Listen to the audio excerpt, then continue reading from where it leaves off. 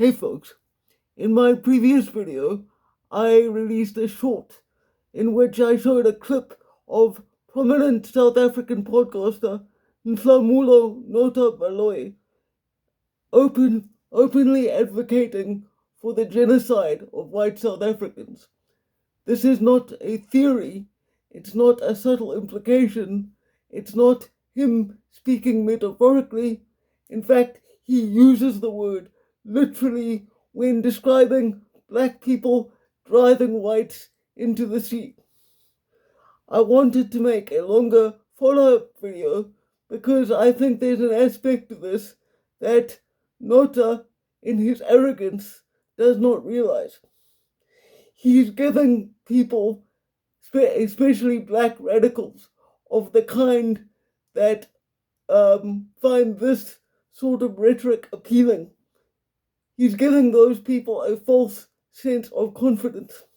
Because the most hilarious thing about that clip, if a clip advocating for the genocide of an ethnic minority can ever be considered funny, but the funniest thing about it is that even within the space of a minute, when he says he supports violence against whites for the crimes of apartheid and colonialism, he then also goes on to say that if the violence kicks off, he himself will not be on the front lines doing any battle with his own hands. And that doesn't surprise me, because if you look at how he's built like a noodle. He probably couldn't threaten anyone if he tried. And this is what I'm trying to point out.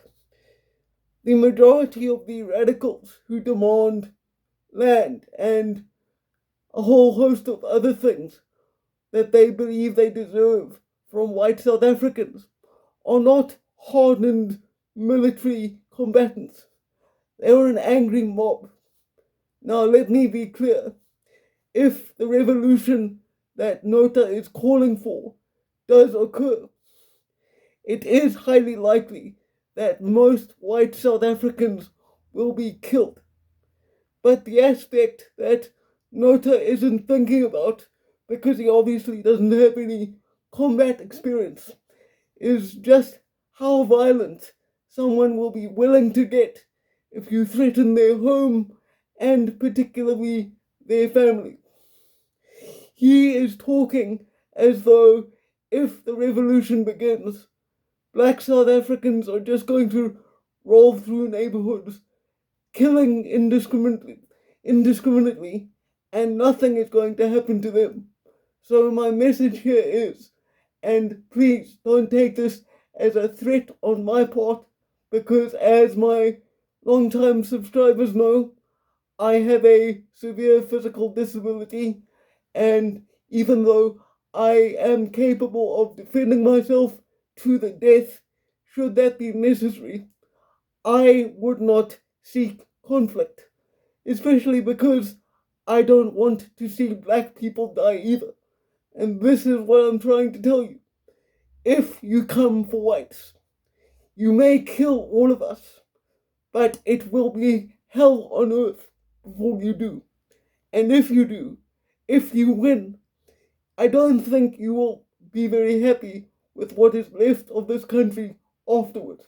Because the fact is, most of you radicals, and let me stress again, I am not speaking to the majority of black people, because the majority of black people are kind, gentle, and hardworking.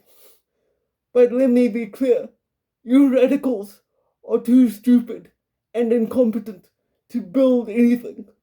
That is why all you can do is threaten violence and death, because it's the only thing your minds are capable of comprehending.